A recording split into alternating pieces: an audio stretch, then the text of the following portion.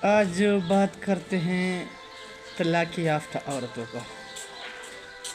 اکثر ہمارے معاشرے میں طلاق یافتہ عورتوں کو بہت کم اور نیچ نظر سے دیکھتے ہیں، لیکن یہ سب سے بڑی غلطی ہے ہمارے معاشرے کی، ہمارے لوگوں کی۔ قرآن کریم کی رہنمائی میں اللہ تعالیٰ فرماتے ہیں، اور تم میں جو نکاح ہو، خواہ مرد ہو یا عورت، ان کا نکاح کر دو۔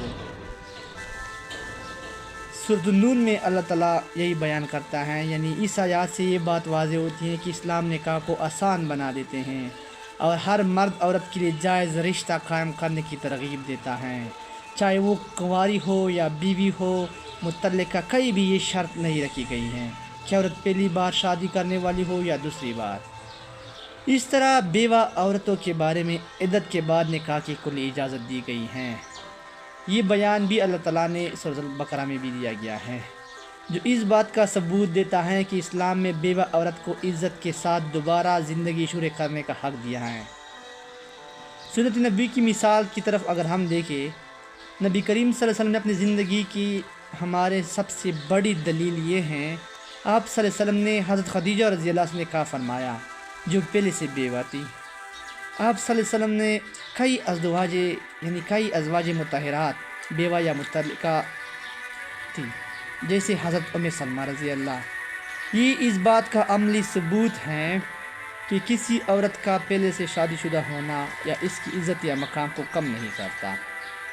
اگر ہم حدیث کی روشنی میں دیکھا جائے، نبی کریم صلی اللہ علیہ وسلم نے فرمایا، تم میں سب سے بہتر وہ ہیں جو اپنے گھر والوں کے ساتھ بہتر ہو، یعنی اپنے گھر والوں کے ساتھ بہترین ہو، اچھا سلوک کرے۔ یہ تعلیم ہمیں سکھاتی ہے کہ عورت کے ساتھ حسن سلوک اس کی عزت اور اس کی قبولیت کے لیے اصل معیار ہے، نہ کہ اس کا ماضی۔ ایک اور آیات میں بیوہ اور ضرورت مند عورتوں کی کفالت کو بہت بڑا اجر قرار دیا گیا ہے۔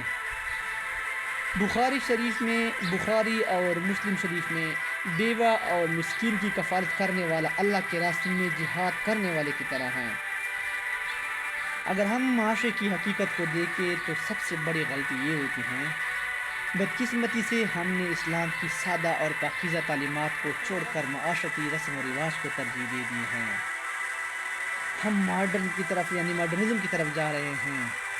ہم کنواری کو ترجیح دیتے ہیں اور بیوہ یا مطلقہ کو کم سمجھتے ہیں، یعنی کم نظر سے دیکھتے ہیں، حالانکہ یہ سوچ نہ صرف غیر اسلامی ہے بلکہ ظلم ہے اور ان پڑھ لوگوں کی نشانی بھی ہے۔ اصل پیغام میرا یہ ہے، اسلام نے عورت کو عزت، کردار اور تقویٰ کو دیکھتا ہے، نہ کہ اس کی ماضی کو۔ کسی بیوہ یا مطلقہ کو قبول نہ کرنا دراصل ہمارے دل کی کمزوری اور معاشرتی تنگ نظری نہ دین کی تعلیم ہے۔ اگر ہم واقعی قرآن و سنت کی روشنی میں ماننے والے ہیں اور اس پر یقین کرنے والے ہیں تو بیوہ اور مطلقہ عورت کو عزت دے، ان کے نکاح کو آسان بنائے اور اپنی سوچ کو بدلے۔